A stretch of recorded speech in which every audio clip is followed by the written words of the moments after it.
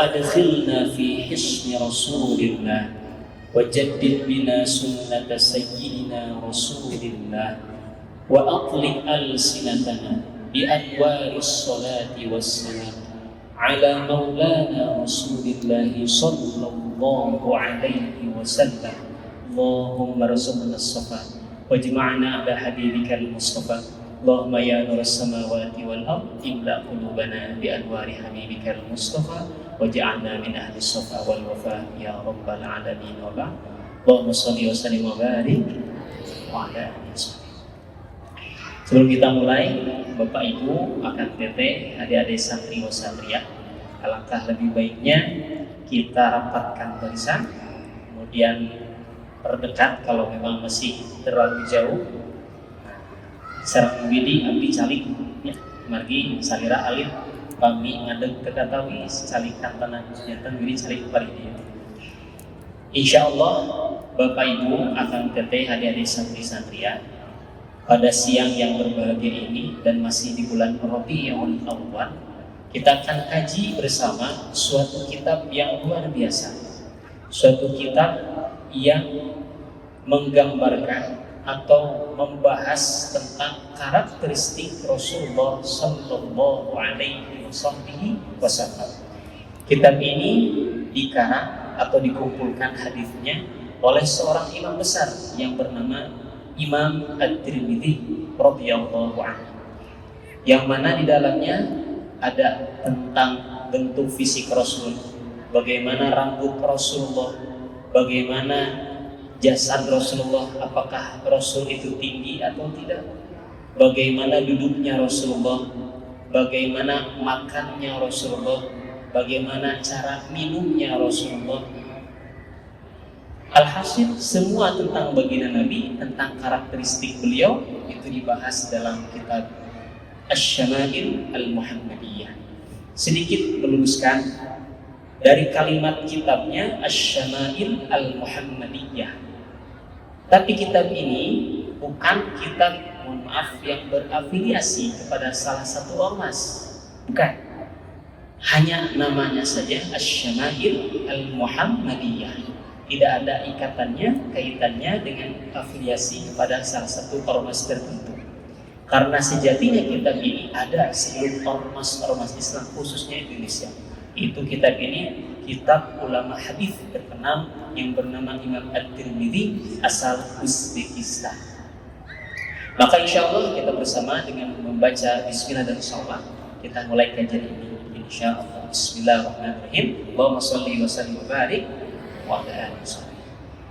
Sebelumnya, dan ini yang paling utama yang menjadi wasilah asbab Bapak Ibu akan Teteh adik-adik santri-santriah kita bisa duduk bersama di sini, saya ucapkan banyak-banyak terima kasih terkhusus kepada guru saya Ustaz Yasir yang masya Allah taala luar biasa. Beliau ini guru saya, Bapak Ibu, yang pakai baju biru.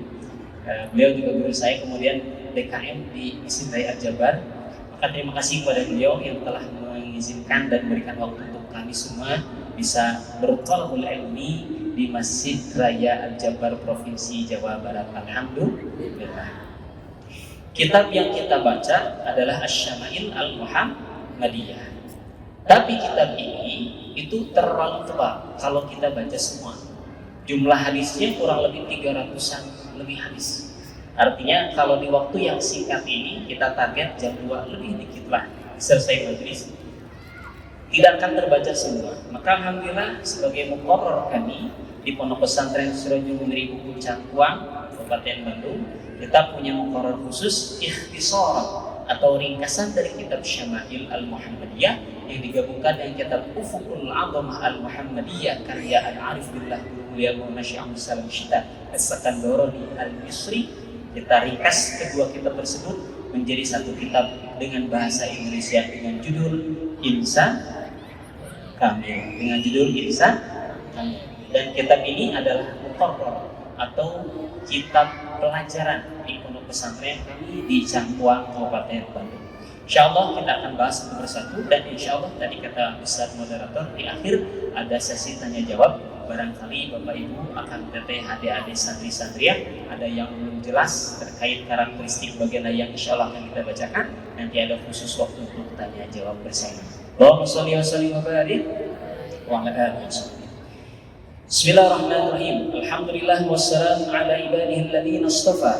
Qala Syekh Al-Hafidz Abu Isa Muhammad bin Isa ibn Sawrad At-Tirmidzi bab ma jaa fi khalqi Rasulillah sallallahu alaihi wasallam.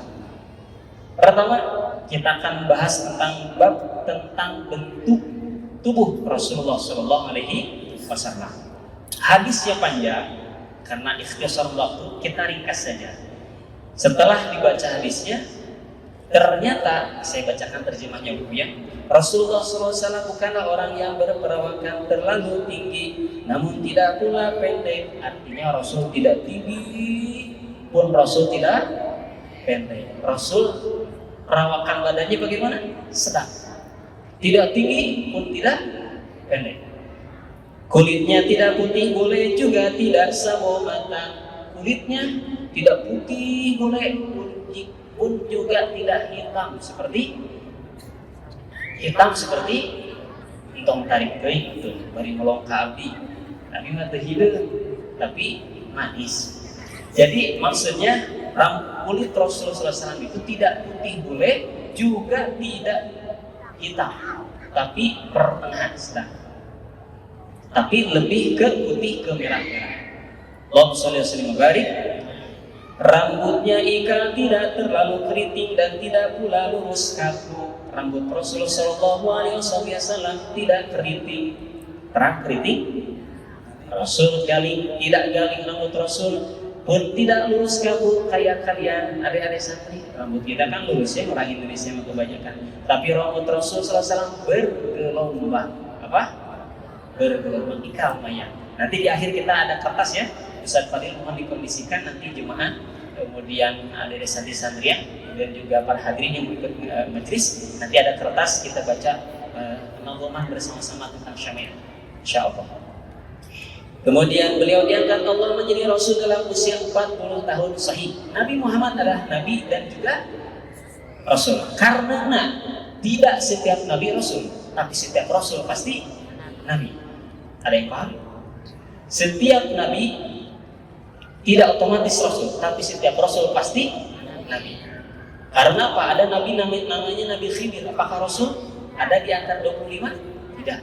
Ada Nabi namanya Nabi Daniel. Apakah ada di antara yang 25? Tidak. Itu adalah Nabi saja jabatannya, bukan Rasul. Yang 25 yang waktu kecil kita hafal, itu adalah Nabi dan juga Rasul. Maka Rasul satu jadi Nabi, dua jadi Rasul. Pertanyaan saya, yang bisa nanti ada hadiah. Apa? Kapan Rasulullah, kapan Nabi Muhammad diangkat menjadi Nabi, dan kapan Nabi Muhammad diangkat menjadi Rasul? Pertanyaan yang sangat berbeda. Siap ya? Saya jawab. Nanti di akhir ada pertanyaan. Nabi SAW diangkat menjadi Rasul dalam hadis ini sepakat para ulama semua. Beliau diangkat menjadi Rasul adalah di usia 40 tahun. Ditandai dengan turunnya surah Al-Alaq ayat 1 sampai 5. Tugas risalah, diangkat menjadi Rasul usia 40 tahun. Jelas? Kalau diangkat menjadi Nabi kapan? Ada pendapat? Ada yang mengatakan diangkat menjadi Nabi usia 25, itu waktu menikah. Kapan Nabi Muhammad diangkat menjadi Nabi? Yaitu jawabannya ada dalam kitab Sahih Bukhari. Qala sallallahu alaihi wasallam kuntu nabiyyan wa adamu bainar ruhi wal jasad. Dalam riwayat lain kuntu nabiyyan wa adamu bainal ma'i wat thin. Apa artinya? Aku sudah menjadi nabi, kata Nabi Muhammad. Tatkala Adam masih berupa jasad dan ruh, belum diciptakan. Aku sudah menjadi nabi, kata Rasulullah SAW dalam kitab Sahih Bukhari. Artinya apa? Artinya Nabi SAW adalah nabi pertama diciptakan, tapi terakhir diutus. Mana dalilnya? Sahih Bukhari. Kuntu nabiyyan, kuntu fil madhi. Kuntu, aku sudah menjadi nabi. Wa adamu bainar ruhi wal jasad. Tatkala Nabi Adam masih berupa ruh dan jasad. Allahumma shalli wa sallim barik wa ala alihi. Kita lanjutkan. Beliau pulang ke rahmatullah dalam usia 60 tahun. 60 tahun? Bukankah kita sering mendengar Rasul wafat usia berapa? 63 tahun, kok 60 tahun? Biasa, di Arab suka seperti itu. Contoh, sekarang kita jam berapa ibu-ibu? Sekarang kita jam berapa ibu-ibu? 1:30. Lebih ke jam 2 atau masih di jam 1? Maka dibulatkan, sekarang masih jam 1. Begitupun di Arab. Artinya apa? Artinya Rasul wafat 63 tahun. Tapi kalau disimpulkan, diglobalkan adalah 60 tahun. Apa? Ikhtisaran. Kemudian pada kepala dan jenggotnya tidak terdapat sampai 20 lembar rambut yang telah berwarna putih. Luar biasa sahabat, bapak-bapak, ibu-ibu. Rasul SAW di janggut, kemudian di rambutnya ada uban, rambut yang berwarna putih. Sahabat saking cintanya pada bagian Nabi, diperhatikan, dihitung. Kata sahabat yang meriwayatkan hadis ini, tidak sampai 20 lembar, belasan. Artinya apa? Artinya saking sangat cintanya sahabat kepada Nabi Shallallahu Alaihi Wasallam.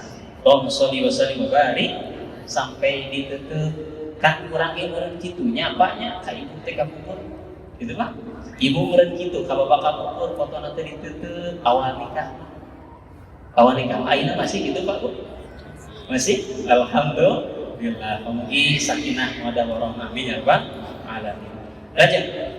Lanjut kepada bab yang kedua, bab mujafi khatamin nubuwwati, bab tentang khatamun nubuwwah. Terjemahnya dalam satu riwayat, Al-Ba' bin Ahmar Al-Yashkuri mengadakan dialog dengan Abu Zaid. Rasulullah SAW bersabda kepada wahai Abu Zaid, mendekatlah kepadaku dan usaplah punggungku. Maka punggungnya kuusap dan terasa jari-jari menyentuh khatam. Apa khatam? Adalah kumpulan bulu-bulu. Rasul SAW, Bapak Ibu, mempunyai ciri khatam nubuwwah. Di mana? Di sebelah sini. Di sini terdapat khatam nubuwwah yang bentuknya adalah bulu-bulu. Nah, kalau kita ada? Kalau kita ada yang mungkin apa? Nah, kalau Nabi Muhammad SAW adalah ciri kenabian, khatamun nubuwwah. Di sebelah sini dari bulu-bulu. Wah, ada. Kemudian sekarang bab selanjutnya, bab mujafi sya'ri Rasulullah sallallahu alaihi wasallam, bab tentang rambut Rasul SAW. Tadi di awal kita sedang dengar bagaimana rambut Rasul tidak keriting dan juga tidak lurus. Nah, dalam hadis ini khususnya karena sya'ru Rasulullah sallallahu alaihi wasallam ila nisfi udunai, rambut Rasulullah mencapai pertengahan kedua telinganya. Artinya kalau bentuknya seperti tadi, tapi kalau panjangnya segini, ya lah santri, ya akan sama kayak mayoritas kita. Rambut Rasul ternyata tidak gondrong. Rambut Rasul tidak panjang, tapi rambut Rasul adalah setelinga. Itu artinya tadi. Rasulullah SAW.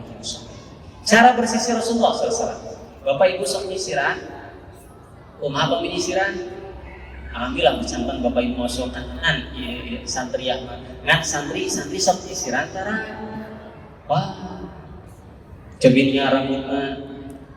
Maka cara bersisir Rasulullah bagaimana? Rasulullah kalau bersisir bukan hanya dalam bersisir, dalam hal apapun Rasul sering dan suka bertayamun. Apa tayamun? Yaitu mendahulukan yang kanan dalam hal apapun. Maka Rasul SAW kalau bersisir begini deh, ke sini. Soleta gaplok kitanya. Jantan kemana kita teh? Bahasa kitanya apa Ustaz? Jadi banyak ke kanan, kan dibelah dua, tapi ke kanan. Cara bersisir Rasulullah SAW ke kanan, banyaknya ke kanan, gitu ya. Itu cara bersisir bagi Nabi Shallallahu Alaihi Wasallam. Kemudian ada kisah sedikit tentang kenapa Rasul atau bukan kenapa, tapi Rasul menyukai yang kanan terlebih dahulu, mendahulukan yang kanan. Di antara kisah ini kisah unik teman-teman. Tadi Rasulullah pada Rasulullah. Itu apa? Rasul SAW dulu pernah duduk beserta Sayyidina Abu Bakar. Kemudian dengan Sayyidina Ibnu Abbas. Siapa? Sayyidina Abu Bakar dan Ibnu Abbas. Secara usia Rasul dan Abu Bakar sepuh saha Pak. Rasul dengan Sayyidina Abu Bakar sepuh saha. Rasul bentana seberapa tahun? 2 tahun. Rasul sareng Sayyidina Abu Bakar sepuh Rasulullah, beda usianya 2 tahun, lebih tua Rasulullah. Sayyidina Abu Bakar siapanya Rasulullah, sering sahabat? Berdua. Jadi mertuanya lebih muda daripada mantunya. Karena Rasulullah lebih tua dari Sayyidina Abu Bakar 2 tahun. Kemudian Rasul pernah duduk di samping kanannya Sayyidina Abu Bakar. Di samping kanannya Ibnu Abbas. Ibnu Abbas itu anak man, karena Abbas paman Rasul SAW. Dan Abdullah Ibnu Abbas anaknya. Artinya berarti Allah anaknya Nabi SAW. Duduknya di mana? Di sebelah kanan. Sedangkan Sayyidina Abu Bakar yang notabene mertua dan notabene syekhus sahabat, gurunya para sahabat, duduk di sebelah kiri. Tapi Rasul apa tadi? Senang bertayamum. Rasul menyukai sekali mendahulukan yang kanan. Maka ketika Rasul minum susu, ini kisahnya unik teman-teman. Rasul minum susu sallallahu alaihi wasallam. Setelah Rasul minum susu, maka ditawarkan air minum Rasul susu tersebut kepada yang kanan. Tapi yang kanan adalah anak kecil, Ibnu Abbas. Dan mertua beliau dan syekhus sahabat ada di sebelah kiri. Lihat adab. Lihat adab baginda Nabi SAW bagaimana. Maka diambil air susu tersebut, izin Rasulullah kepada Ibnu Abbas. Padahal anak kecilnya. Kan kita ada budak, tapi lihat adab Rasulullah SAW. Wahai Ibnu Abbas, wahai alokku, kita yang nakir alokku. Apa bahasa Indonesia alok? Keponakan. Wahai keponakanku, ini kamu beruntung berada di sebelah kanan dan saya menyukai tayamum, mendahulukan yang kanan. Tapi mertua saya, syekhus sahabat, guru kamu juga ada di sebelah kiri. Maka bolehkah izinkan aku untuk memberikan air susu ini kepada Sayyidina Abu Bakar terlebih dahulu? Coba kalau adik-adik di posisi begitu, atau kita Pak, atau kita Bu di posisi tersebut, di posisinya itu Abbas, kira-kira kita mau apa? Orang Sunda. Apa orang Sunda maksudnya? Itu mangga, gitu ya? Silakan, mangga. Tapi Bapak Ibu ada kaidah dalam ilmu qawaid fikih yang berbunyi. Ada yang tahu kaidahnya santri? Hah? Yang bisa dikasih hadiah? Apa kaidahnya? Jawab ya. Tapi Ibnu Abbas waktu itu tidak memberikan. Kata Ibnu Abbas apa? Ya Rasulullah, kalau apapun di dunia ini aku dahulukan untuk yang lebih tua. Tapi kalau itu darimu ya Rasulullah, aku tidak ingin didahului oleh orang tua. Allahumma sholli wa sallim wa barik wa ala alihi. Maka mendengar tersebut Rasul tersenyum, Sayyidina Abu Bakar tersenyum. Dikasihkanlah air tersebut kepada Ibnu Abbas. Ibnu Abbas adabnya juga Ibnu Abbas minum cuma sedikit, langsung diserahkan oleh beliau tanpa kerasulkan lagi, langsung oleh tangan beliau kepada Sayyidina Abu Bakar. Indah tarbiyah Rasulullah sallallahu alaihi wasallam. Ini kaidahnya apa? Ada yang tahu? Dalam ilmu qawaid fikih hal tersebut kaidahnya apa?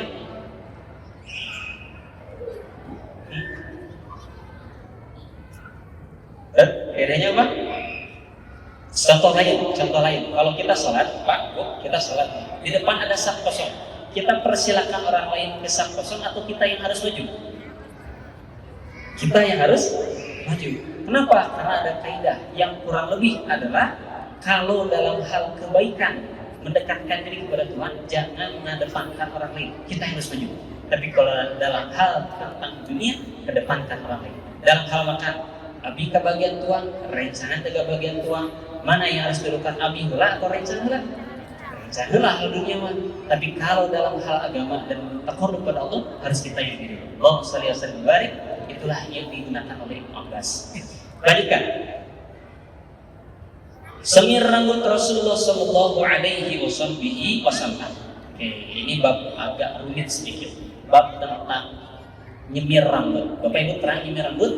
Ayah rambutnya disemir ya, diwarnaan ya. Nah, ini bab fikih, insyaallah kita bahas ya. Kita baca hadisnya terlebih dahulu. Bismillahirrahmanirrahim.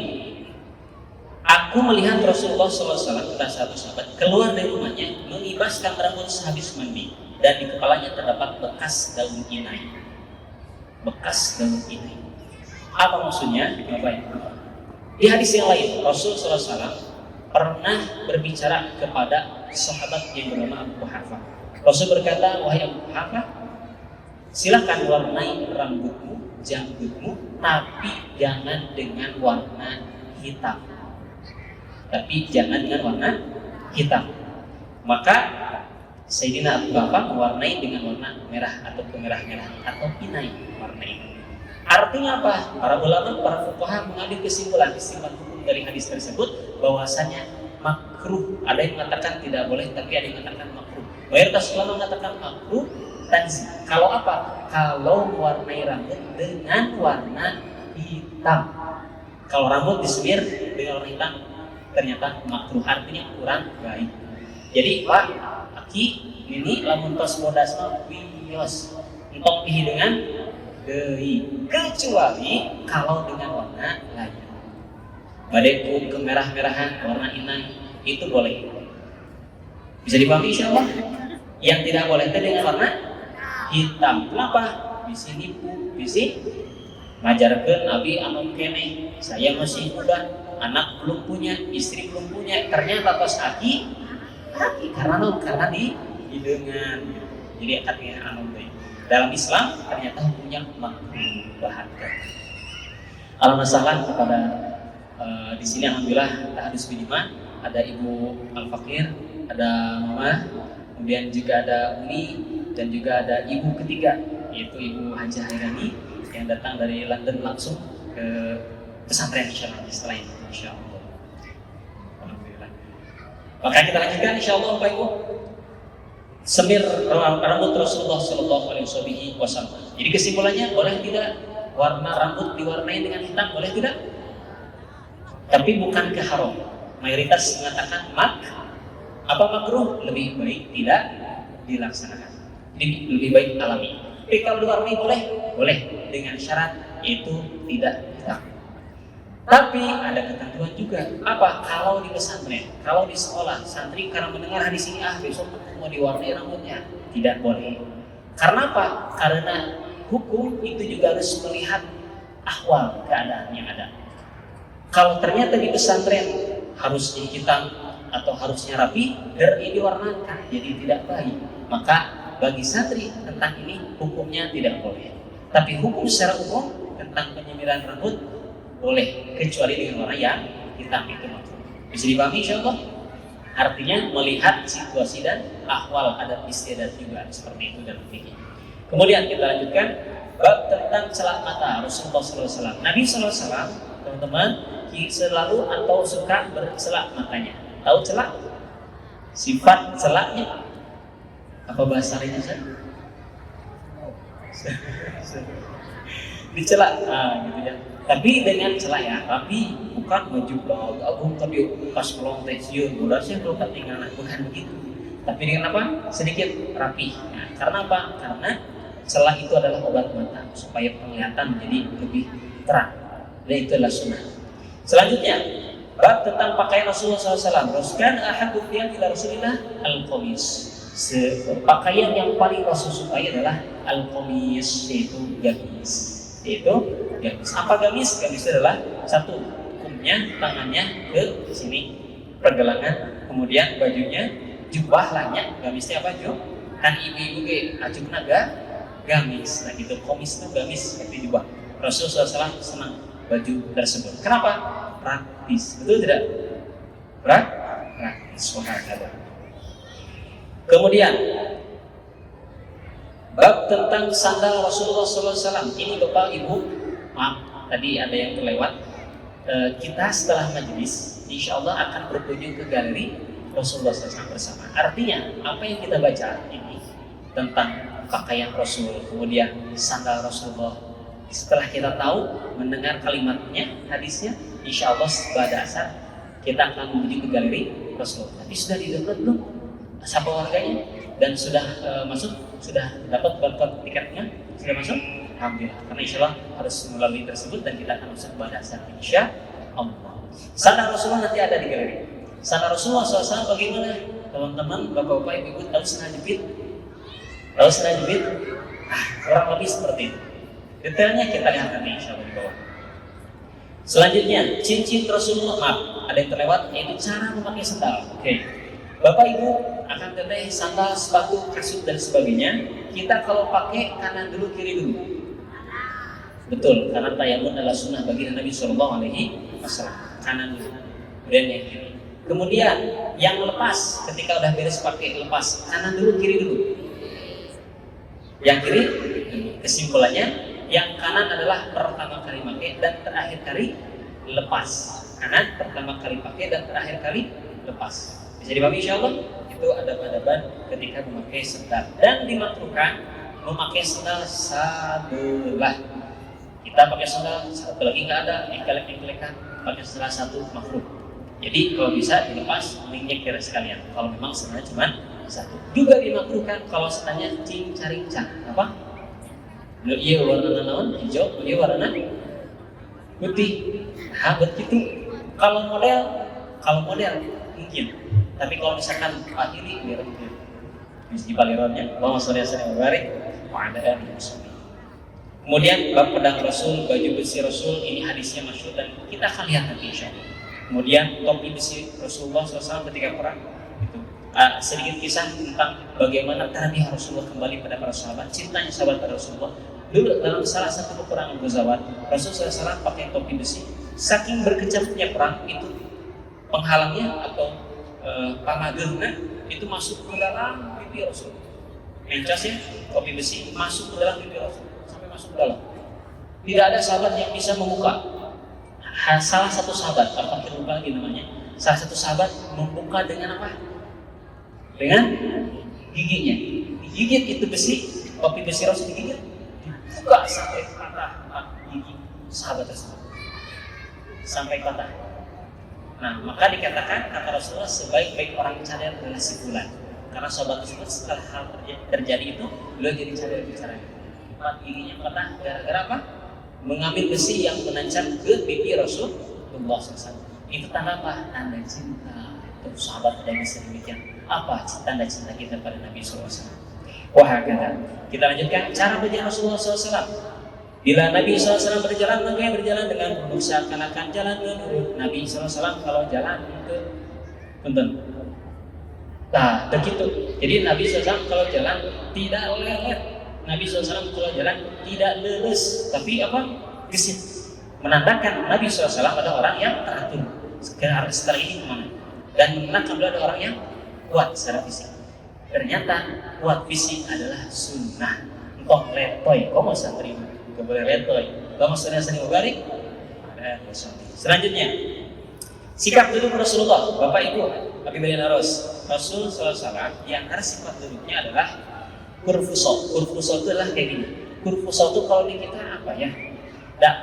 Ternyata mirip-mirip nangkep tur. Tapi bukan nangkep tur, karena kalau nangkep tur mah biasanya kita memegang betis, gitu. Nah, gini. Kalau nangkep tur mah jauh paninengannya. Nah, kata orang Sunda mah. Maka Rasul SAW bukan seperti hidupnya, tapi kurfusol. Apa kurfusol? Demikian. Ini apa? Duduk seperti ini itu adalah sunnah. Kalau kayak gini mah itu nangkep tur, cek orang Sunda mah nangkep tur mah ciri kedua cara gitunya. Nah, kalau gini duduk kurfusol sunnah. Kemudian sambil ihtiba itu sambil nyender. Ternyata duduk seperti itu adalah sunnah Nabi SAW. Pun sila duduk seperti sunnah Nabi. Pun seperti ini duduk Nabi seperti ini. Itu sunnah Sallallahu Alaihi Wasallam. Kita lanjutkan. Udah. Cara makan Sallallahu Alaihi Wasallam. Nabi SAW kalau makan gimana? Nabi SAW kalau makan dengan 3 jari. Maksudnya bukan harus 3 jari. Karena malah umam sayur, umahan, manuragan. Jadi maksudnya 3 jari makan Rasulullah SAW adalah tidak banyak. Coba bayangkan kalau kita makan 3 jari dengan 5 jari, banyak kan mana? 5-nya artinya Rasul makan 2 jari, artinya Rasul makan tidak banyak. Ciri khas sehat Rasulullah SAW, makan sebelum lapar, berhenti sebelum kenyang. Itu tanda sehat Rasul, ciri khas sehat Rasul. Kalau kita makan kalau tos lapar, berhenti lamun tos larut gitu namanya, maka mudah-mudahan sehat. Amin ya rabbal alamin. Tapi pemilih yang sehat gimana cara? Makan sebelum lapar, berhenti sebelum kenyang. Itulah cara Nabi Sallallahu Alaihi Wasallam. Jadi seperti ini makan Rasul. Pak Bu sekantos makan roti, pernah makan roti, ibunya ngomong jangan disebutkan karena kan tidak di-endorse oleh toko roti. Tapi yang jelas makan roti Rasul SAW, Rasul itu makan rotinya yang keras. Bapak Ibu, Rasul kalau makan roti, rotinya yang keras. Menandakan apa? Ini sederhana. Beliau lebih dari presiden Bapak Ibu, tapi luar biasa kesederhanaan baginda Sallallahu Alaihi Wasallam. Kemudian cara makan Rasul SAW udah barusan, lauk pauk ini makan Rasul, termasuk ada sayur dan buah. Di makanan kesukaan Rasul apa saja? Satu saya sebutkan aja ringkas, yaitu buah labu. Ibu terang labu? Nawan cenah labu teh cek waluh. Waluh agung ya, labu itu kesukaan Rasul SAW. Maka lamun hoyong sejak Masya Allah dia meser lalu kemudian selanjutnya adalah apalagi di antara pesan Rasul adalah zaitun. Kemudian setelah itu adalah madu asal. Kemudian setelah itu adalah kalbe hewan daging. Rasul itu senang sekali apa punten cokor domba. Ya, jadi kan domba itu ada kaki ya dari sini. Kalau ini paha, kalau dari sini disebut cokor betul. Nah, Rasul itu senang sekali itu. Cokor kambing, cokor domba, Rasul senang sekali makan itu. Om sholli wa sallim barik ala Rasul. Wudu Rasulullah. Wudu Rasulullah bagaimana? Singkat saja. Rukun wudu ada berapa? Nah, saya praktekkan wudu Rasulullah SAW yang saya terima sananya daripada guru kami di Mesir. Yaitu bagaimana cara wudu Rasulullah SAW? Dengan sunahnya, yaitu yang pertama dibuka, air dikeluar. Airnya dikocorkan sedikit ya, jangan membatirkan air. Kemudian mengkocok sambil niat. Nawaitul wudu an rafil hadil aswal fardhillahi ta'ala. Nanti kita sebutkan kan di kitab kita fikih ketika bersama aja kok di tangan. Kalau ada pertanyaan bisa lihat di akhir insyaallah. Kemudian setelah niat baru berkumur 2 kali, kemudian masukkan air dalam hidung 2 kali, kemudian wudu. Bagaimana? Ini yang disebut muka adalah awal tumbuh rambut. Yang disebut muka adalah awal tumbuh rambut ghaliban. Maksud ghaliban adalah secara umum. Artinya kalau kita tumbuh rambut biasanya di sini, maka muka itu dari ini. Pun muka bukan di sini, pun muka bukan sampai sini, tapi di bawahnya itu termasuk muka. Maka kalau wudu, bawahnya juga diusap. Rukunnya sekali, sunahnya 3 kali. Kemudian tangan dengan sela-selanya. Kemudian yang kiri dengan sela-selanya. Kalau saya wudu kiri dulu boleh tidak? Kalau saya wudu kiri dulu boleh tidak? Boleh, tapi khilafus sunnah. Artinya pahalanya ganjarannya berkurang. Karena kesenangan Rasul adalah daya menggunakan yang kanan. Tapi kalau kita kiri dulu boleh tidak? Boleh, tapi pahalanya berkurang. Silakan. Kemudian setelah itu dari tangan baru ke kepala. Kepala atau rambut? Kalau harus rambut, kasihan yang tidak punya rambut. Maka kepala, gitu kan? Nah, rukunnya dalam mazhab Syafi'i adalah sebagian. Sunnahnya semuanya. Setelah itu telinga, tapi telinga hukumnya sunnah. Artinya kalau kita wudu tidak membasuh telinga dalam mazhab Syafi'i sah, tapi berkurang pahalanya. Saina dibasuh telinga. Kemudian kaki setelah kaki baru tertib. Ringkas saja, singkat saja karena waktu dan sebagainya. Lanjutkan. Setelah itu adalah doa sebelum dan sesudah makan. Hafal ya. Allahumma fima razaq wa qina adab. Setelahnya alhamdulillahi at'amana wa saqana. Ada sunnah Rasulullah sallallahu alaihi wasallam.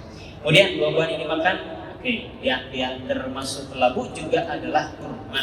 Nah, tapi dukanya kadang habis satu Bapak Ibu. Saya terkadang berpikir kalau saja Rasul itu orang lekok hari itu, berarti buah yang dimakan Rasul apa kira-kira? Bukan kurma, tapi apa? Karena ada apa? Jeruk sebenarnya. Tapi karena Rasul jarang, maka aku tahu kurma gitu ya. Jadi makanan beliau. Allahumma sholli wa barik wa ala alihi. Minuman Rasulullah SAW senang minum yang manis lagi dingin. Rasul SAW senang minum yang manis lagi dingin. Kemudian cara minum Rasul SAW. Cara minum Rasulullah SAW. Rasul kalau minum satu adab-adaban minum. Gelasnya jernih. Kedua, terlihat, kenapa jernih? Supaya terlihat airnya warna apa? Itu sunnah. Ketiga, dengan tangan kanan. Keempat, diteguk 3 tegukan. Jadi lep berhenti. Lep berhenti. Lep berhenti. Jadi jangan lep. Nah, itu mah haus ya. Meskipun haus, biasakan kita usahakan dengan 3 tegukan. Supaya apa? Supaya kata Rasul arwa itu lebih menyehatkan dan lebih mengenakan. Cobain dulu kata Rasul SAW. Dan kalau Rasul bicara itu pasti benar. Allahumma sholli wa barik wa ala alihi. Selanjutnya cara bicara Rasulullah. Nabi SAW kalau bicara yaitu dengan slow, jadi tidak terlalu cepat pun tidak terlalu lambat, biar mustami mendengar dan mustami memahami. Kemudian cara Rasul tertawa, Rasul SAW tidak tertawa kecuali tabassum akhir hadis, yaitu tersenyum, mesem. Pernah dalam satu riwayat Rasul tertawa ketika apa? Ketika berbicara dengan nenek-nenek, nanti di surga nggak ada nenek-nenek. Mak, kayak di surga ada ya mak. Cek mati itu berarti kata nenek dulu zaman Rasul, berarti saya tidak akan masuk ke surga. Rasul tertawa sampai dalam riwayat terlihat terbuka mulutnya. Kata Rasul, bukan demikian, tapi nanti nenek akan menjadi muda lagi. Insya Allah di surga kalau bagi Allah kesakian kurang saya biasa besar lagi. Syafaat Rasul Sallallahu Alaihi Wasallam. Kemudian cara tidur Nabi SAW. Cara tidur Rasul SAW, tangan kanan disimpan di pipi ya, kemudian menghadap ke kiblat, kepala ke sana, kaki ke sini, hadap kiblat. Jadi seperti ini. Itu cara tidur Rasulullah Sallallahu Alaihi Wasallam. Kemudian terakhir adalah Allahumma sholli ala Muhammad, Allahumma sholli wa sallim wa barik alaihi. Dan akhir adalah tentang kehidupan Rasulullah SAW ini. Terakhir insyaallah tentang kehidupan Rasulullah SAW. Rasulullah tidak pernah kenyang makan roti dan tiada pula dengan daging kecuali dalam keadaan tofak. Bapak Ibu, Rasulullah kalau makan kenyang teh kapan? Yaitu ketika makan bareng-bareng. Kita mah di Bali lawan bareng-bareng, saya pun membatur jadi wes sendiri waktu berikan kamar. Rasulullah SAW makan sendiri sedikit, tapi justru ketika bareng-bareng Bismillah. Kenapa? Ta'amus sholihin, kata para ulama, syifa. Makanan orang soleh adalah obat. Wah, kada itu mungkin sedikit tentang karakteristik Nabi SAW. Waktunya juga tidak cukup. Insya Allah kita buka kertas yang sudah dibagikan tadi, kita menghadap bersama, menabung bersama tentang syama'il karakteristik baginda Sallallahu Alaihi Wasallam. Rindu Madinah. Allahu Allahu Allahu Allahu Allah.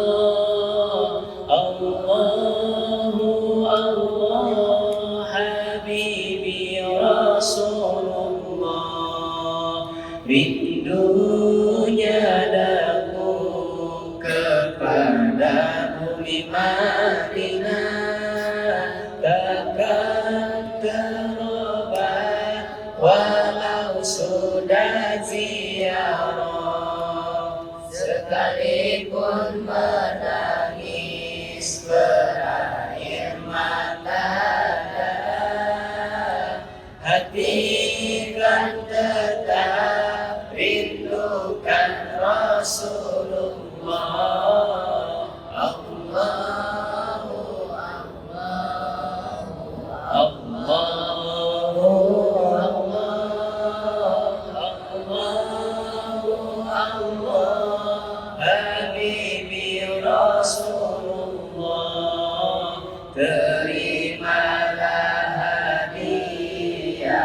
Imbalan ziarah, insan yang lemah ingin berqasidah, diilhamkan Allah syama'il Muhammadiyah, berkat menangis di Rawdatul Jannah. Allahu Allahu Allahu Allahu Allah, Habibi Rasulullah. Baca bersama. Di suatu malam bulan yang penuh cerah, baginda mengenakan pakaian serba merah, lalu bersumpah Jabir bin Samurah, jika dibedakan Nabi terlebih indah. Allahu Allahu Allahu Allahu Allah Habibi Rasulullah. Matanya yang terang sangat suka bercelah, nampak yang di belakang dan depan serentak. Jinjang tekuk Nabi sangat putih melepat, tiada berdaki umpama batulan perak. Allahu Allahu Allahu Allahu Allah Habibi Rasulullah. Dahinya yang luas, anak matanya hitam, cahaya berhias menatakan tenteram. Tulang baginda kemas saling kuat menggenggam, Rukana tertewas selalu memeluk Islam. Allahu Allahu Allahu Allahu Allah Habibi Rasulullah. Rambutnya ikal mayang, tidak terlalu panjang, tingginya yang sedang, dada luas berbidang. Ketika berjalan, condongnya ke hadapan, lajunya seperti turun tempat yang tinggi. Sama-sama Allahu Allahu Allahu Allahu Allah Habibi Rasulullah. Helaian bulunya tetapkan terus sujud, hanya belasan uban memikirkan surah Hud. Umpama pedang jagung, hidung baginda mancung, dipandang dari jauh kening seakan bersambung. Allahu Allahu Allahu Allahu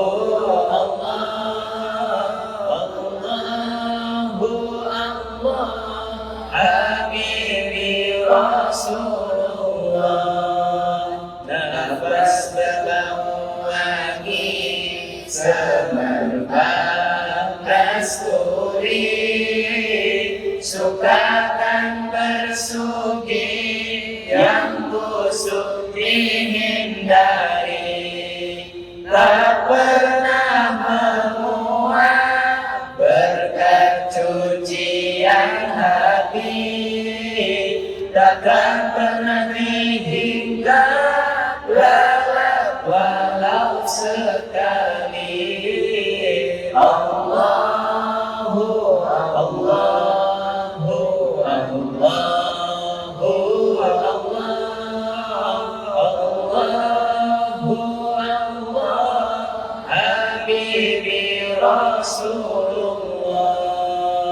Berjarak hadapan cahaya kelihatan, segala pertuturan adalah wahyu Tuhan. Lebar bibirnya menandakan pemurah, membaca Al-Quran dengan penuh fasahah. Allahu Allahu Allahu Allah, Allahu Allah, Habibi Rasulullah. Belakang. Baginda memilih hidup dalam berzuhud, sekalipun maksud sangat banyak bersujud. Menipis isi tumis, lamanya bertahajud, banyak mendaki bukit, sama sayangkan Uhud. Allahu Allahu Allahu Allah, Allahu Allah, Habibi Rasulullah. Allahumma sholli wa sallim wa barik alaihi. Teman-teman ini yang tidak terdapat di kitab tadi adalah Rasulullah SAW tidak pernah dihinggap lalat. Meskipun kita santri atau santriah di make up sedemikian rupa, eta lalat masih aja hinggap. Saya mau tanya, kalau lalat biasanya hinggap ke yang apa? Ke yang bersih atau yang au-au? Berarti ibu bapak asal hinggap lalat teh au? Karena lalat tidak akan hinggap kecuali kepada yang bohong, tapi lalat tidak pernah hinggap kepada baginda Nabi, menandakan Nabi SAW adalah orang yang suci. Allahumma sholli wa barik wa ala alihi wasallam. Masih semangat? Ada waktu kita baca dulu qasidah ya. Setelah itu kita tanya jawab insyaallah. Lihat qasidah Qadir Dzakirna. Ini adalah qasidah dari guru kami Imam Muhammad Madhi Abdul Azaim, guru kami di Alexandria Mesir. Maulana Syekh Ala Muhammad Mustafa Naimah, juga Maulana Syekh Abdul Salam Ali Muhammad Syita. Beliau mengajarkan kepada kami kitab-kitab ini.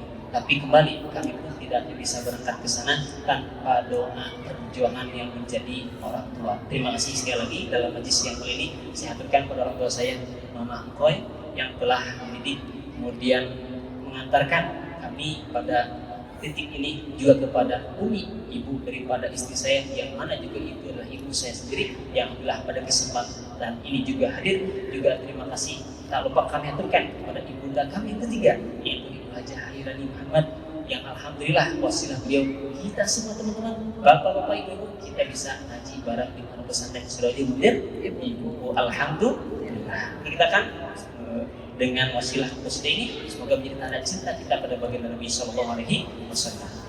Ya Sayyidi ya Rasulullah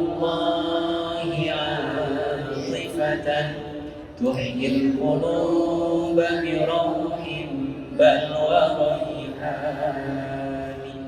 Ya Sayyidi ya Sayyidi ya Abul Azaim وأمدنا سيدي بمدد رسول الله ولذاكرنا جمال محمد وأشرحا أسراره يا مرشدي ظني ظني ولذاكرنا جمال محمد واشرحا أسراره يا مرشدي واسقنا القرآن وروحه كي طيب بنوره المتجدد واحنا في مدح أكمل مرسلين واشفي السقام بذكره في المشهد غني ذاكرنا جمال محمد واشرحا أسراره يا مرشدي يا صفوة الرحمن أنت وسيلتي يوم القيامة سيدي بل موجدي غني ذاكرنا جمال محمد واشرحا أسراره يا مرشدي مد الأبوتنا وتغرق في الذي بالنور العالي جمال المفرد من نوره موسى كريم خليله من نوره عيسى بعلم أوحد يا سيدي إني المشوق فأرتجي وأصلا بطيبة في صفاء المولد غني ذاكرنا جمال محمد واشرحا أسراره يا مرشدي اللهم صل وسلم وبارك. Bapak Ibu akan teteh yang ada di santri-santrian Al-Fakir duduk di sini bukan berarti yang paling bisa, tapi ini hanyalah karena jasad Al-Fakir yang kecil biar kelihatan. Karena sejatinya guru Al-Fakir yang di bawah itu lebih berhak dan lebih mulia. Ada guru kami Ustaz Hikayat Hafizahullah, ada guru kami Ustaz Ditaryana Hafizahullah, tawadhunya beliau, dan mohon izin. Maka insya Allah dalam majlis ini kita akan bacakan sanad. Jadi karena dalam hadis akhir di kitab Syama'il Muhammadiyah itu adalah hadis tentang bagaimana cara kita berwudu. Dalam hadis terakhir An Ibnu Sirin, ini berarti hadisnya adalah maktub atau mauquf. Maktub karena dari seorang tabi'in yaitu Ibnu Sirin. Beliau berkata, "Hadzal hadits dinun, fanzuru amman ta'khuduna ilahum." Hadis adalah bagian dari agama. Maka lihatlah dari siapa kalian mengambil atau mempelajari agama kalian. Maka dalam agama kita, di antara khosais agama kita Islam adalah ada 3. Satu, yaitu kita mempunyai ilmu yang luar biasa yang tidak dipunyai agama lain, yaitu ilmu mirath. Ilmu mirath, ilmu waris. Semua keturunan waris dipelajari dan diadakan dalam Islam. Kedua, khususnya agama kita adalah adanya ilmu santri. Ada yang masih ingat? Kedua ilmu apa? Satu faraid, kedua ilmu sanad. Ilmu sanad artinya apa? Kita belajar pada guru kita belajar pada gurunya, gurunya pada gurunya, gurunya pada gurunya. Pada mu'alif kita bersumber pada Nabi SAW. Kita akan bacakan sanad daripada kitab tersebut, kitab Syekh Muhammad ini, bahwasanya kita belajar daripada bukan niat ujub atau sebuah naudzubillah, tapi ini sebagai fondasi bagi pencari ilmu, bagi para pencari ilmu. Kalau belajar ilmu itu kepada ahlinya. Mengapa? Sebab seperti yang sering kami berundingkan di pondok, kalau ilmu yang lain selain ilmu agama itu bisa atau tidak? Betul. Kalau ilmu lain selain ilmu agama itu bisa atau tidak? Kita cari di YouTube, kita cari di Google, silakan alasan. Tapi kalau ilmu agama harus berguru, harus berguru, harus berguru. Yang berguru pada orang yang punya guru sampai kepada Nabi Sallallahu Alaihi Wasallam. Sebagai penutup kita akan bacakan sanad hadis Asy-Syamil Al-Muhammadiyah kitab ini kepada musannifnya yaitu Imam At-Tirmidzi.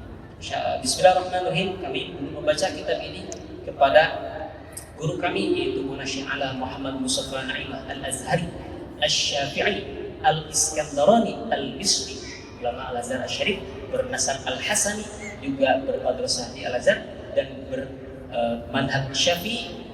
Beliau belajar pada gurunya bernama Muhammad Ibrahim Abdul Bait Al-Kattani. Syekh Abdul Bait Al-Kattani di sini beliau belajar pada gurunya bernama Sayyid Abdullah bin Siddiq Al-Ghumari ulama Maroko. Beliau belajar kepada gurunya Sayyid Muhammad Abdul Hayy Al-Kattani sampai kepada penulis kitab Imam At-Tirmidzi. Di sini tergerak semua guru-gurunya sampai kepada penulis kitab Ikhtisar. Kemudian yang kedua juga melalui jalur sanad yaitu Syekh Muhammad Sayyid Abdullah bin Siddiq Al-Ghumari kepada Syekh Ahmad Rafi' bin Muhammad bin Abdul Aziz Al-Qasimi Al-Musiri sampai kepada mu'alif kitab. Juga dari sanad ketiga beliau guru kami Masya Allah dari Syekh Muhammad Abdul Bait Al-Kattani juga kepada Syekh Muhammad Imam As-Saqo daripada walidnya atau ayahnya bernama Burhan Abi Al-Ma'ani Ibrahim bin Ali bin Hasan As-Saqo Al-Azhari sampai kepada musannif Imam At-Tirmidzi. Kemudian di sanad keempat gurunya guru kita yaitu Syekh Muhammad Ibrahim bin Al-Kattani, beliau berguru kepada Syekh Abdullah Siddiq Al-Ghumari ulama Maroko, kepada Syekh Muhammad Wedar Al-Hafrawi Al-Talawi sampai kepada Syekh Imam Bajuri Syekhul Azhar pada masanya sampai kepada Imam At-Tirmidzi. Dan itulah sanad dalam kitab Asy-Syama'il Al-Muhammadiyah. Di sanad yang lain kita pun pernah belajar kitab Syamil ini kepada kita yang bernama Maulana Syekh Syamil, yang mana dalam sanadnya itu beliau belajar kepada seorang syekh atau gurunya belajar kepada seorang syekh yang bernama Maulana Syekh Yasin Al-Fadani. Ini kebanggaan bagi kita. Kebanggaan, ya. Kenapa? Syekh Yasin Al-Fadani adalah orang atau muslim atau gurunya para ulama dunia yang berasal dari Indonesia. Jadi ternyata Bapak Ibu alhamdulillah ada santri ini semangat kita teman-teman ada santri. Ternyata orang Indonesia itu juga berada menjadi guru-gurunya para ulama dunia. Di antaranya adalah Syekh Yasin Al-Fadani. Dia namanya Al-Fadani. Itu orang mana? Orang Padang yang bermukim waktu itu di mana? Di Mekah Al-Mukarramah. Maka guru-guru yang sekarang teman-teman lihat seluruh penjurusnya para ulama kibar, ulama-ulama sepuh di penjurusnya Habib Umar bin Hafid Yaman. Kemudian Al-Maqbu Syekh Ramadan Al-Buti di Syria. Kemudian mufti kemarin Maulana Syekh Ali Jum'ah. Kemudian Syekh Muhammad Ibrahim Abdul Bait Al-Kattani. Kemudian Syekhul Azhar sekarang Syekh Ahmad At-Thayyib, dan hampir seluruh ulama dunia yang masih ada sekarang atau turun sekarang atau yang sudah wafat sebelumnya adalah murid-murid daripada orang Indonesia, yaitu Maulana Syekh Yasin Al-Fadani. Tapi tidak di Padang, tidak di sini, di mana di Mekah. Dan ini tasyir untuk kita adik-adik santri bahwasanya belajar kalau sudah selesai hafalannya, selesai belajarnya, lanjutkan belajar lagi. Allahumma shalli wa barik. Itu yang dapat kami sampaikan. Benar jadi Allah, salahnya dari saya pribadi. Mohon maaf walakum minkum. Assalamualaikum warahmatullahi wabarakatuh.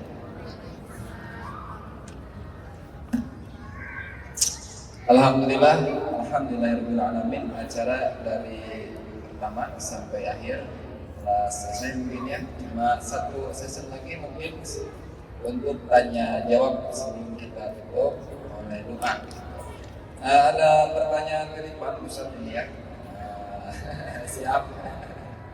Ya.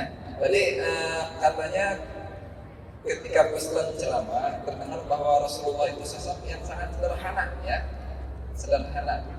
Malah saya pernah dengar katanya bahwa Rasulullah itu ditawari oleh Allah. Malah malaikat menawarkan gunung mana yang kau tunjuk maka akan aku jadikan emas. Tapi Rasul itu memilih ya untuk menjadi ya sederhana mungkin daripada kaya pilih miskin, daripada kenyang pilih lapar. Itu Ustaz katanya. Allahumma sholli wa sallim wa barik. Allahu a'lam bishawab. Tapi izin menjawab, luar biasa pertanyaan dari salah satu jemaah. Tapi aku tidak tahu ini pertanyaan tingkat tinggi yang keluar dari Ustaz Hikayat. Insya Allah. Jadi gini, akan datang Bapak Ibu semuanya. Saya mau tanya, Rasulullah SAW. Saya mau tanya, apa itu sunnah? Apa itu sunnah? Apa itu sunnah? Sunnah adalah ma'udhifa ila Nabi SAW min qawlin, au fi'lin, au taqririn, au sifatin khalqiyatin, au khuluqiyah. Sunnah adalah apa-apa yang disenarkan kepada Nabi SAW, baik ucapannya, perbuatannya, tingkah lakunya, takrirnya, sifat fisik dan akhlaknya. Semuanya adalah sunnah. Singkatnya, sunnah adalah apa-apa yang pernah Nabi lakukan, ucapkan, perbuat, itu disebut sunnah. Sepakat? Sepakat? Oke. Nabi bicara, maka ucapannya disebut sunnah. Nabi berbuat, perbuatnya disebut sunnah. Bisa dipahami? Oke. Selanjutnya, Nabi Shallallahu Alaihi Wasallam, contoh ucapan Nabi yang menjadi sunnah apa? Innamal a'malu binniyat. Nabi bersabda, semuanya perbuatan tergantung pada niatnya. Ucapan tersebut. Nabi sholat tersebut, caranya disebut sunnah. Ada satu hal yang menjawab pertanyaan dari tadi, yaitu apa? Takdir Nabi, ketetapan Nabi. Mengapa Nabi SAW memilih untuk hidup dalam qasidah tadi? Padahal beliau dipersilakan. Ya Rasulullah, ya Muhammad, apakah engkau ingin menjadi Nabi yang kaya ataukah Nabi yang sederhana? Nabi memilih hidup dengan bersyukur. Kenapa? Karena kalau kita kembalikan kepada pengertian sunnah Bapak Ibu, apa sunnah? Segala perbuatan ini adalah sunnah. Maka kalau ternyata, ini logika saja, kalau Nabi memilih menjadi Nabi yang kaya, maka takut umatnya nanti pahulah-hulah yang benar. Namun karena kan sunnah benar. Ini Nabi tidak ingin. Nabi tidak ingin orang-orang berkeliling kemudian berebut untuk mendapatkan kekayaan harta sebagainya. Nabi tidak ingin. Maka bagaimana? Nabi memilih hidup dengan bersyukur. Tapi bukan berarti kita harus zuhud, teman-teman. Kita bukan berarti harus bilang tidak sejahtera, bukan. Ilmu tuntut dunia sia, hanya saja dunia bukan tujuan. Bisa dipahami? Sebagai contoh takdir terakhir adalah Nabi SAW pernah dalam surah Al-Kahfi diperlihatkan kepada Nabi Ashabul Kahfi, lawit qala ta'alaihim lawallayta minhum firara walam kulita minhum rubba.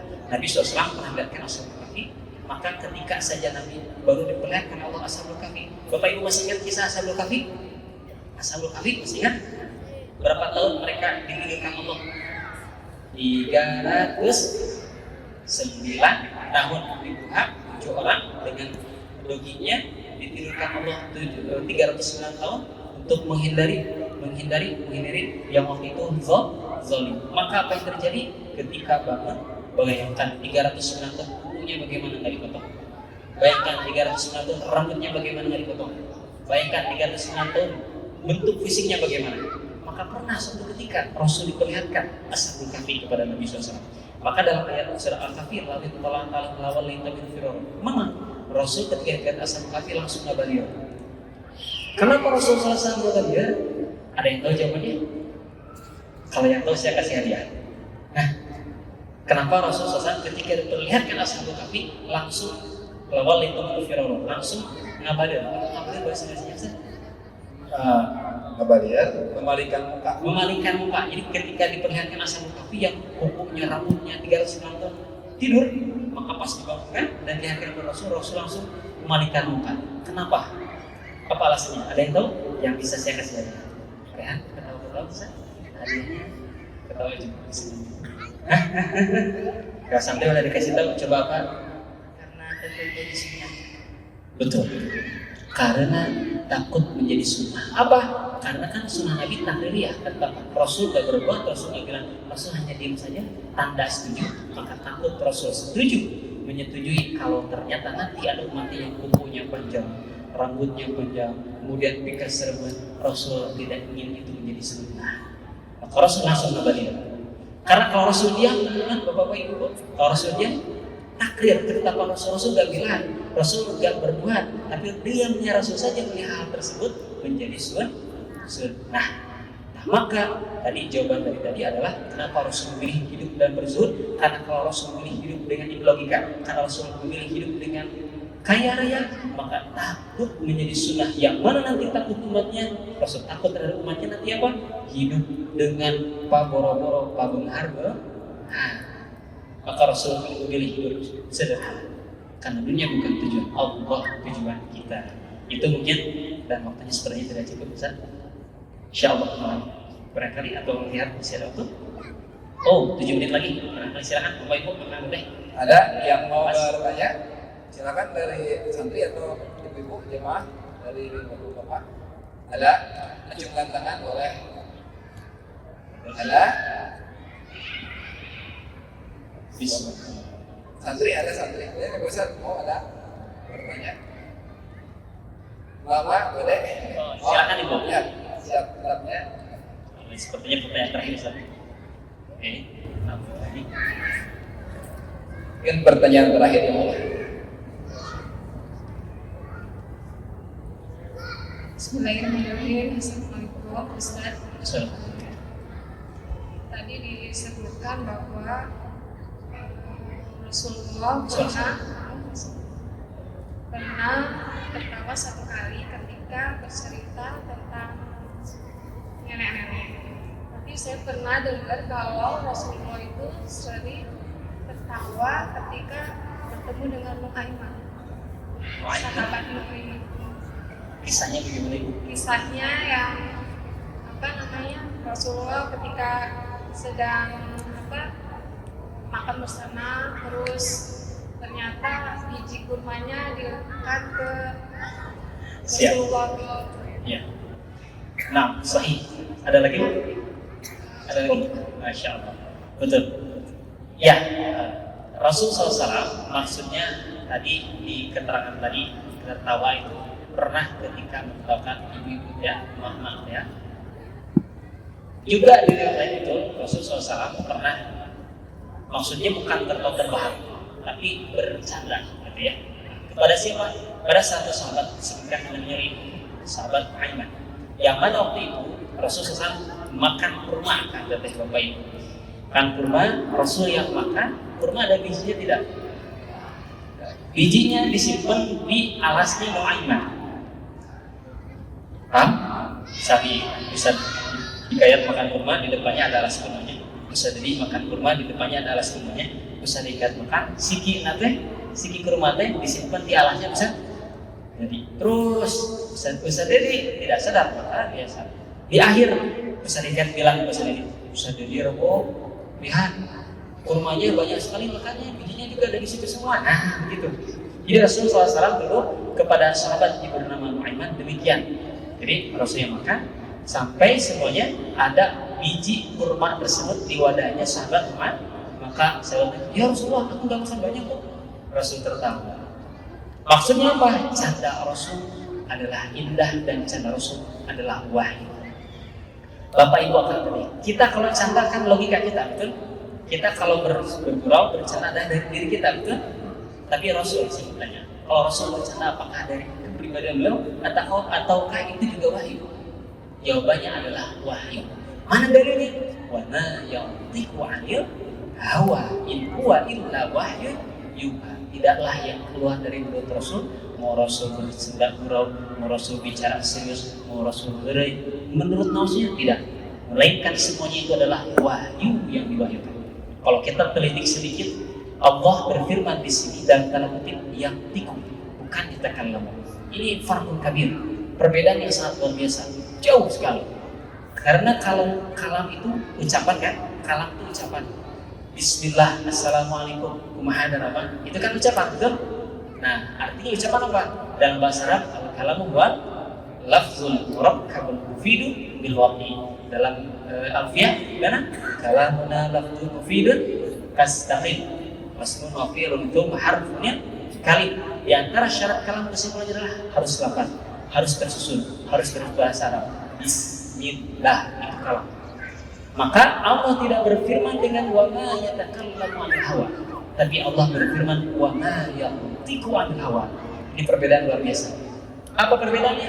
Natoko yantiqu artinya menurut Imam Ibnu Hiran Al-Askari dalam kitab Furu'ul Lughawiyah beliau berkata bahwasannya natoko a'ammu minal kalam. Cek ibu bapak teh kieu mah kieu lah kesimpulanna. Pak, Bu, Rasul ADM. Rasul bersuara di mulutnya. Apapun itu suara di mulut Rasul, baik kita ngerti atau enggak ngerti, ketahuilah itu adalah wahyu dari Allah. Kartos? Nah, kita mah kartos sebenarnya. Nah, jangan urang mah kan lamun saya ke saya. Namun dari itu urang Rasul sanes bahkan batukna dehena bukan dari dirinya sendiri, melainkan wahyu dari Allah Subhanahu wa taala. Allahumma shalli wa barik wa ala alihi wasahbihi. Saya kira cukup Ustaz. Alhamdulillah. Insyaallah ada 2 menit lagi. Ada 2 menit lagi barangkali. Jadi cukup insyaallah kok. Oke, jadi cara Rasul juga adalah wahyu dari Allah. Dan ternyata, dan ini yang sedang saya pelajari, itu apa? Rasul itu pintar dalam bercanda. Maksud bercanda adalah bercanda yang baik, gitu ya. Jadi tidak ada kalimat garing, tidak ada kalimat tahu garing. Jadi kalau pada duaan atau lagi dengan teman-teman pada mana gitu, enggak. Jadi Rasulullah pintar dalam membuat suasana, entah dengan candaan, entah dengan kalam dan sebagainya. Itulah indahnya Nabi kita, Nabi Sallallahu Alaihi Wasallam, yang pada bulan ini adalah bulan kelahirannya. Allahumma shalli wa sallim wa barik wa ala alihi wasahbihi. Saya kira cukup insyaallah. Kita tutup insyaallah dengan kafaratul majlis, dan saya serahkan kepada Bapak moderator untuk ditutup majlis. Hatur nuhun. Wassalamualaikum warahmatullahi wabarakatuh.